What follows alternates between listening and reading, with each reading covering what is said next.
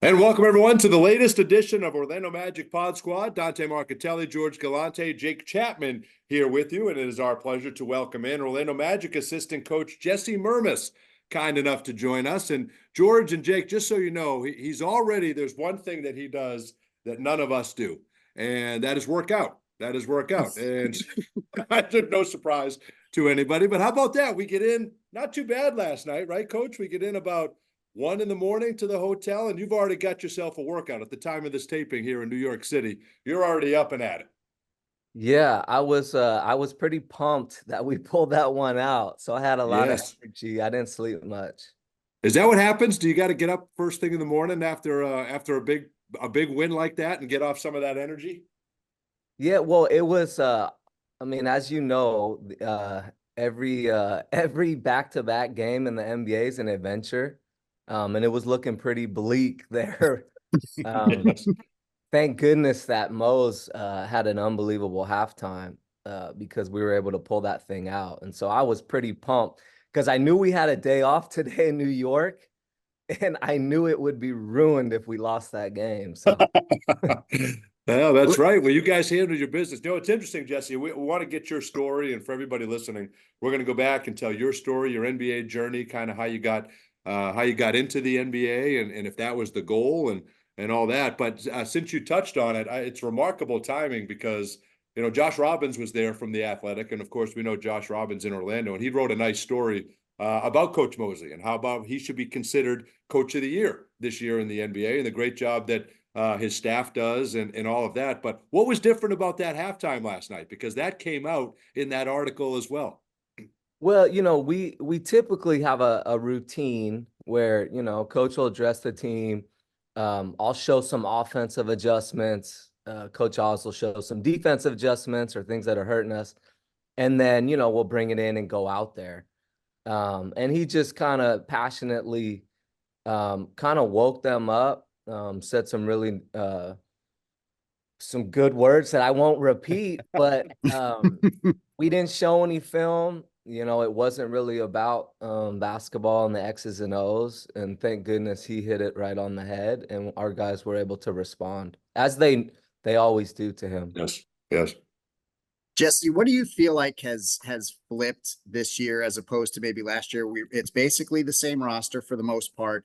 Is it a matter of having the same group for an extended period of time? Is it something else that you guys have seen behind the scenes that has clicked this year? What is making this team into what is becoming? I mean, we're a top 4 team right now in the East. Yeah, that's a pretty dynamic question, and there's, I think, a lot of factors. But I would say the biggest thing, tipping my hat to the players, I feel like they all, player development wise, have really improved, and collectively they've taken a big jump. And then, obviously, Paulo and Franz have taken a big jump, and because of the improvement that they've made because of their hard work, when you have that type of improvement from year to year, then it helps the players kind of guide them into more roles and responsibilities. And I think what to all the guys' credit is they're all buying into what the team needs to win the very next game. And we have a little bit more of a role definition going on with Paulo and Franz kind of leading the charge. And so that puts you, more in a win now mode as opposed to a development mode. And really that's, it's a tribute to Mose with obviously the culture and everything that he's established. And then to the players for working their tails off, buying in and doing what it takes to win. Hey guys, can we mark this too? Because that was the first time somebody said that I asked a dynamic question. Just want to make sure for the record that we have that down, that's the first time. First time ever. We're well aware that that's the first time. Just want to make sure. Just want to make sure. I'll clip it. Thank you. We'll get it on the social channels. Coach Steve Clifford the other day was talking about Paulo, and he mentioned specifically when your best player sets that kind of example, everybody else is sort of forced to fall in line, and we'll throw Franz in that as well. The day-to-day, the long NBA season, the record against sub 500 teams, second nights of back-to-backs. It can be, I think, difficult to get up for games sometimes in the early part of February, for instance. But when you got Paolo and Franz who play every night and take every game as seriously as they do, it's just sort of the nature of the rest of the roster to fall in line, right? Yeah, it's really impressive. Because I've been so fortunate to be with so many of these young stars in today's NBA, just because of my stops around the league.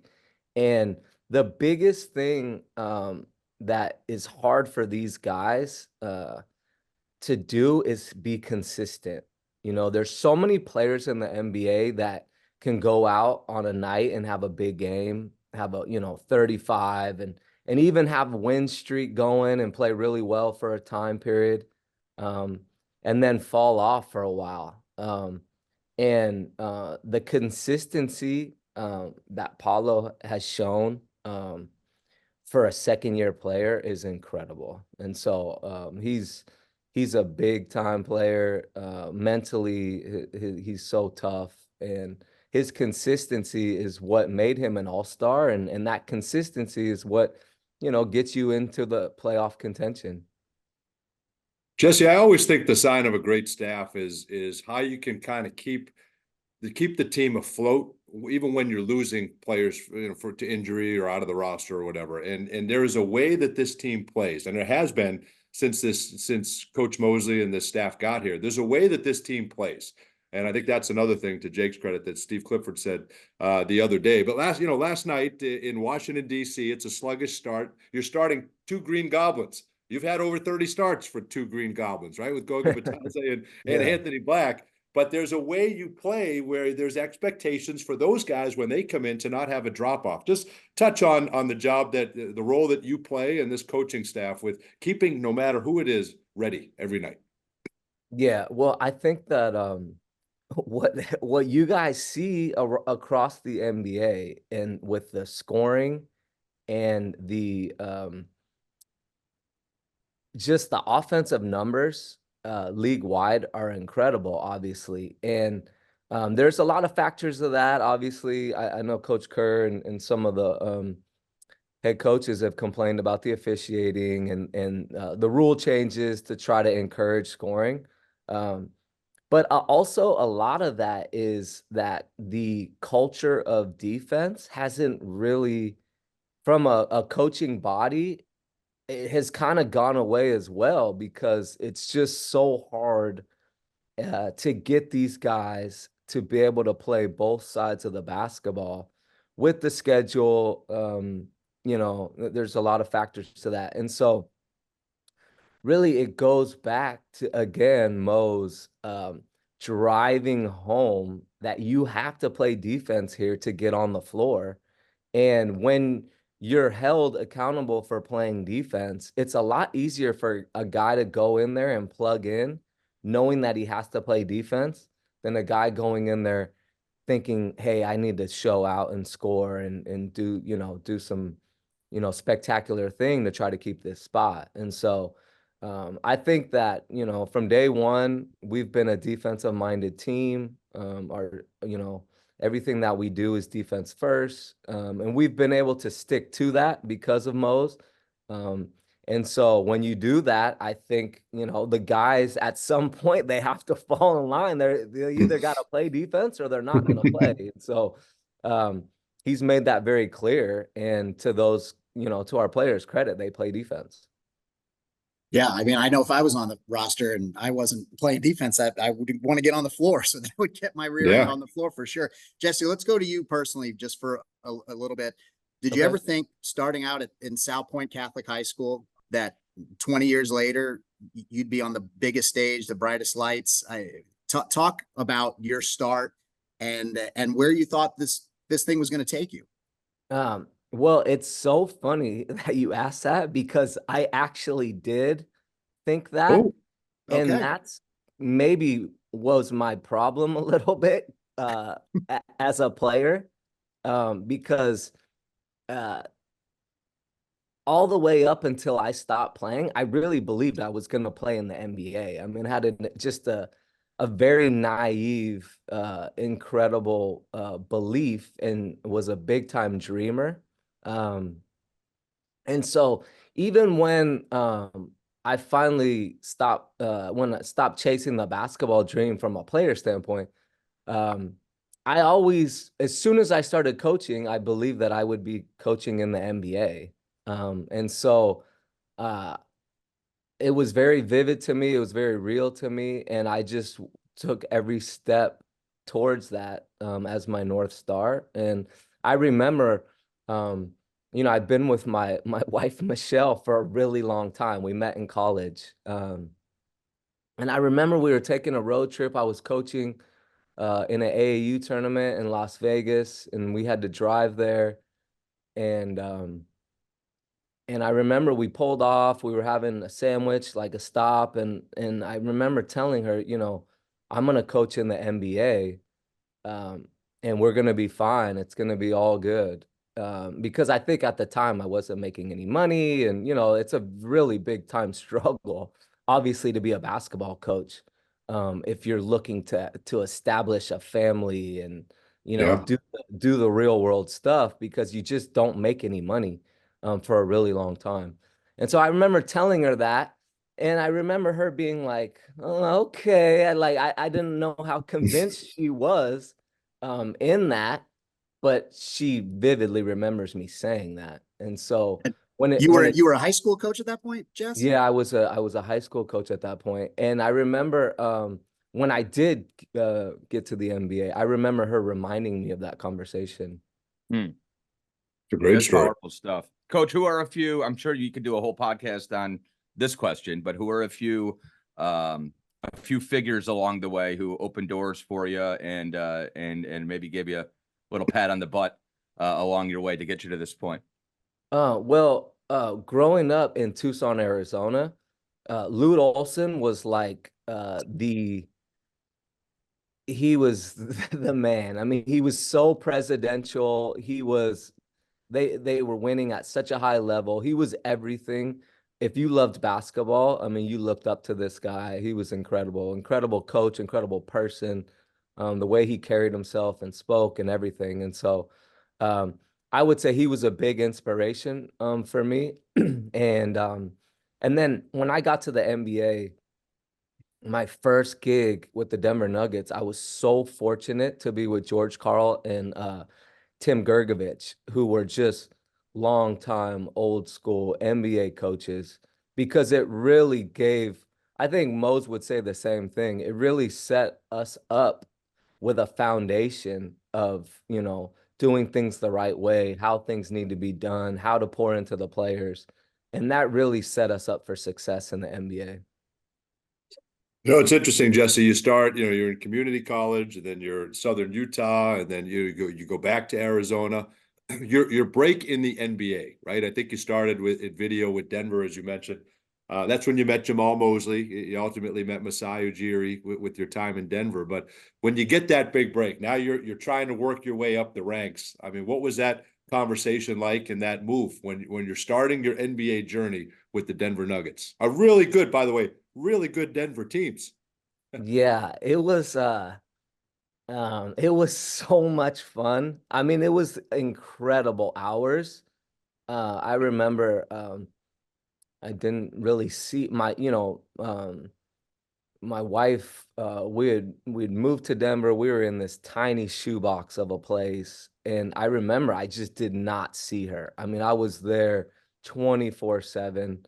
It was extremely demanding, but it was so much fun. That team, the players, with Carmelo Anthony and J.R. Smith and Birdman and all Chauncey Billups, like all these guys, like I was learning from them just as much as I was learning from the coaches. It was an unbelievable time because of one. I mean, we were obviously really good, but like with having Kenyon Martin and Nene, all these guys were so tough, and it was such a the culture of it was toughness. and everyone was riding each other. And if you didn't have thick skin around there, you were going to be in trouble. So it was like, I mean, throwing you to the wolves and you're having to learn. I mean, I'm getting yelled at by the players. I was getting yelled at by Coach Carl, by Tim Gergovich would take me to the side and just blast me for Oh 5 minutes. Now for what? Because it wasn't what they were asking for wasn't set up, or what would they get set? Yeah, I mean, maybe some of that. I was an extremely hard worker, but it was more of like, that's kind of like the culture. It just goes down the hill a little bit, and it's like breaking you in, pushing you to Gotcha. the limit. It was very old school NBA. And so that pushed me to the limit, and I was so excited, and I just kept asking for more. I wanted more all the time. And so whatever they threw at me, I tried to exceed expectations. And because of that, I was able to rise really quickly in Denver. That's awesome. See, that would have pushed George right out of the NBA. I would have just quit. I would have just quit. That Would have been in tears. That would have been the end. But speaking of the grind, I mean, like then you are also a head coach, Jesse, in the G League. And Dante and Jake are soft. They've never had to take any time in the minors. So right. This is true. Explain to everybody out there. I mean, I worked in a minor league hockey team for 4 years, and there's just something different about working in the minor leagues where your staffs are much smaller. And you feel like it's us against the world. Is that how it was for you when you had your time in the G League? I love the G League. That is the greatest league in the world. From a pure basketball standpoint, it's exactly how you're describing it. It's so amazing. Yeah, because everybody there is in it to try to make it. And it's just like a grind league. And they know, everybody there also knows that they got to do it together to make it happen for everybody. And it's a beautiful league. The coaching is big time. You're able to learn so much because of the style of play. It pushes you basketball wise because guys are in, guys are out. There's constant change. It's just an incredible league to develop your skills. And it's so much fun, It's just a pure basketball experience because there's just not as much attention. There's not as much business and money involved. So it's just pure basketball all day long, every day. And I loved my time there. I work in radio. That's the G League of sports broadcasting. You're right. That's true. That's true. Good point. Coach, when you became the head man for Raptors 905, what was there a, hey, you're the man now moment? I mean, that level of leadership is a little bit different when everybody is looking to you for those answers. Was that an eye-opening experience for you? I think maybe the first I think our first game was a close game on the road in Fort Wayne, and it came down to ATO by myself. And I remember running a play that I had seen a million times that Greg Popovich had run for Manu Ginobili and won the game. And it's a pretty ballsy call because you're setting up a back door, and it's a very unsafe play to run. But my style is very unsafe and pretty brazen. So my first time out, I'm trying to win the game, and I draw up a play, a Popovich play. And so short story goes is that the play did not work. It was not applicable for the level of play of my guys. They're G League guys. They just don't have the experience to execute that type of play. But again, you're right in the heat of the moment. You're trying to go for the win. You're just like, let's do this. So the play doesn't work. They get the ball and they go down there and hit a game-winning shot. Oh no! At the buzzer and like a pull-up three, kind of like the one that Fox hit on us when we played Sacramento. Yeah. He's like coming up, just a little bit past half court. So they hit a game-winning shot. And I remember walking to the locker room and being like, man, was that a bad play call? So that was probably my first moment of like, you know what, like, um, you have to be a little bit more mindful of who you're dealing with and what their capabilities are. This is not the NBA. Mm. And so that was like a big time lesson. Like I had let those guys down, and I knew right away. And when I addressed them in the locker room, I apologized and say, yo, that was a bad play call. That's my fault. Well, it probably didn't help that you called one of your guys Tim Duncan. It helps when you have Tim Duncan. Tim Duncan help you execute those plays. Well, now let's fast forward, Jesse, to 2021. You get the call from Jamal that Okay. he's taking the job here in Orlando, and he wants you to be on the staff, right? Obviously you met, you had a nice relationship, but I would imagine that's how it goes in this business, right? You meet people along the way, and you never know who's going to get the job first and who's going to call who and where you're going to end up. But how about that phone call that he was coming to Orlando and putting a team together here? Yeah, I was super excited. I had known obviously Jamal for a really long time. We had a great relationship when we worked together, and we stayed connected through that entire time. So I was excited because I knew obviously what he was capable of as a coach. And then I was really excited for the opportunity because I love when organizations pick a lane and really like it's clear cut what they're trying to do. And I thought Orlando was one of those situations. I think it's really tough in the NBA. When everyone says you don't want to be in the middle, like you don't have a chance to win a championship, but you're good enough to kind of win. So are you developing? Are you winning? I think it's really tough from a coaching standpoint to try to pull that off. And so this was a clear-cut situation. We were going in at ground zero, and we were gonna try to build something, and that's very exciting to me, and I'm very passionate about that. And so I was all in. Jesse, That's right. what about the other call that Mose gives you that first year where he's got COVID and Yes. Nate Tibbetts has COVID, and you're the guy, and you're going to be the guy to lead us for a few games while these guys are getting healthy. What was that experience like for you? Was it as surreal as it seems? Because if that was me, I probably would have to pinch myself 20 times a day. Yeah. So, well, it was a little tough because this amazing thing was happening for me, but at the same time, I didn't want to be like overexcited and happy because my guys had COVID and it was like a tough Right. time. So it was kind of, just mixed emotion a little bit.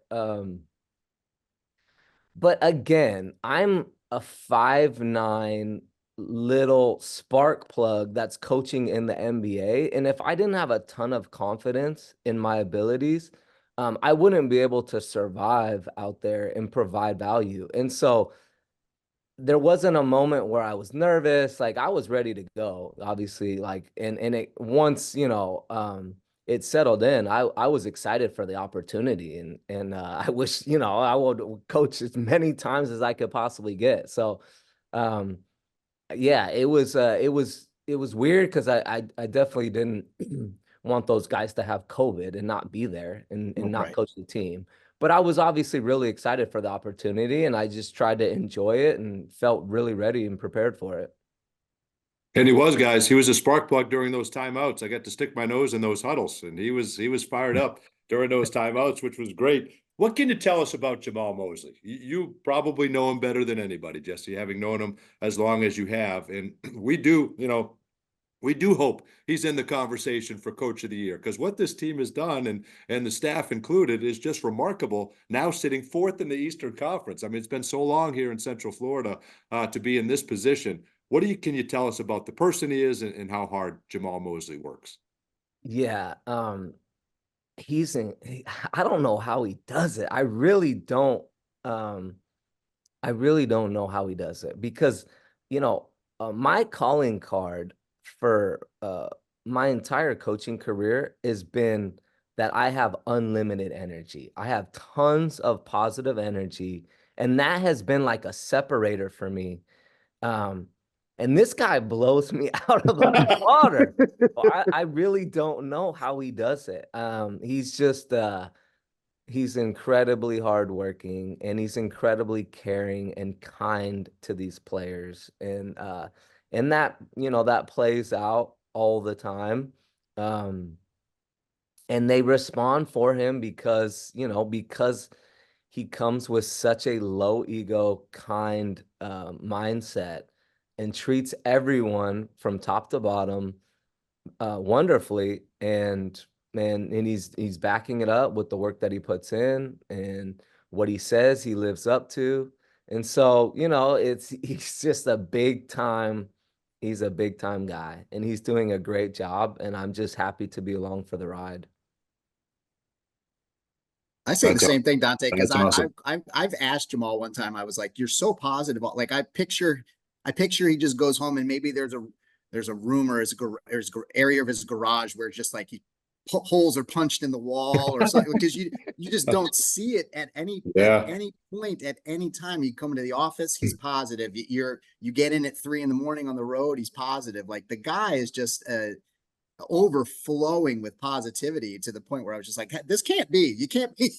There's got to be something where I'm missing. You got a punching bag or something at home that you're taking it out on, or something. It's crazy. Yeah, it's mind-boggling. It really is. Oh, it's He's impressive. listening to metal, to heavy metal music on his way in. Right. Try to get it, fired up. try to get it out of there. This is the last thing for me, Coach, because I didn't want to ask you this about Coach Mosley and the trust that it seems like he has from 1 through 18 on roster. We've seen a handful of players close games out. I always say on the broadcast, he's a dance with who brung you type of coach. And whoever's got the hot hand or the matchup that night is going to finish games. And obviously, Paolo and Franz and Jalen are probably going to be on the floor. But, you know, whether it's Cole or Mo or Joe, on down the line, whoever is playing well that night likely is going to close that game out. That's kind of stokes trust and gets everybody engaged, doesn't it? I mean, guys show up and they know if I've got it going tonight, I'm going to be on the floor to close the game out. It just seems to me like it's, you know, there's a lot of sort of statuses and agendas with players across the league. And it seems like Coach Mosley has figured out a way, and the players as well, to eliminate all of that stuff. Whoever's got it rolling is going to finish the game out tonight. Yeah, well, that kind of is the end result of a ton of work up front to build a relationship with each player. Yeah. Like this is a business, but it's a human business, you know. That to get a group of young individuals who have everything in this business is telling them to do what's best for themselves and be individual. And there's a lot of reward when you do that, unfortunately, how it's set up. And so to get guys to be okay with that mentality, to do what's best for the team all the time, it takes a lot of work and a lot of time and a lot of relationship building and a lot of communication, a lot of ups and downs. You have to work extremely hard to build that type of trust and build that type of patience with each guy. I mean, these are young guys who have a lot at stake for their family. And so I think it goes to, you know, just how he treats people, and I think our staff as a whole is along those lines of just philosophy wise. We really put the players first, and we really, you know, shoot them straight. And I think they appreciate that. And when you have that type of close knit bond with your players, and you're able to tell them when they're messing up and what needs to be done to win that game, whether that's sitting on the bench that night and not closing the game, I think they all believe and they know that we have their best interests at heart. And Mose has really worked his tail off for them to buy into that, believe that, and accept that. And so it's all about relationships. It's all about the human connection with these guys. And when you have that in place, then you're able to make those type of decisions. And, the other night, Paulo wasn't very good to start the third quarter. He was turning it over. He looked frazzled.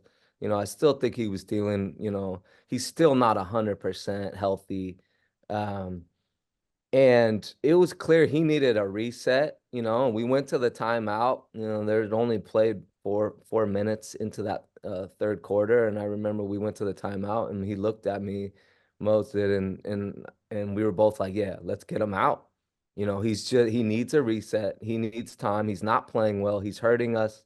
And we'll get him out and we'll get him back in. And he sat the entire third quarter, which is obviously very unusual to take your best player out that early in a half. But to Paulo's credit, he's such a pro, and we have that trust with him, and we have that relationship with him. He came back to start the fourth quarter, and he single-handedly destroyed them to start the fourth and forced a double team at the end to allow Jalen Suggs to hit that three to seal the game in that Utah game. So, that's a lot of credit to Mose to be able to build a relationship and trust with a guy like that, to be able to take a guy out like that early in a half. That just doesn't happen very much in the NBA. Let me just add credit to Mose and his staff, because when you talk to Coach Mosley about it, the first thing he does is he gives credit to you guys and, that's right, and everybody involved. So, but that's great stuff, Coach. We appreciate that.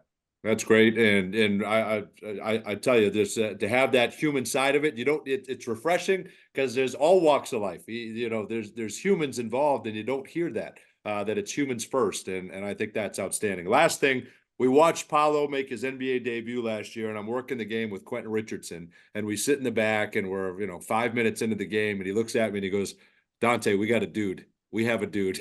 It took 5 minutes of his first NBA game, and since you mentioned Paolo, just we'll end with that.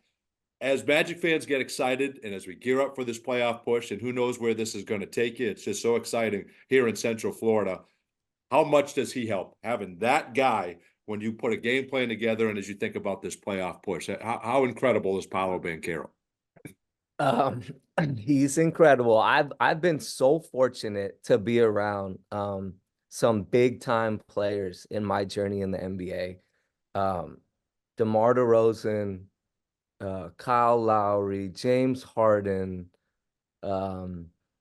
Carmelo Anthony, LeBron James. I mean, I've been around the big dogs, and he is one of those big dogs. That's awesome. A big time player. He is a dude, as Q said. He's one of those dudes. And Orlando is going to be very fortunate for a long time. Good stuff. Well, we appreciate it, Jesse. Good luck the rest of the way. And we'll try to close this thing out in New York, and we're excited here at the final 19. Best of luck. Thank you, guys. Thank you for having me. Awesome. That'll do it for this edition of Magic Pod Squad. We'll see you next time.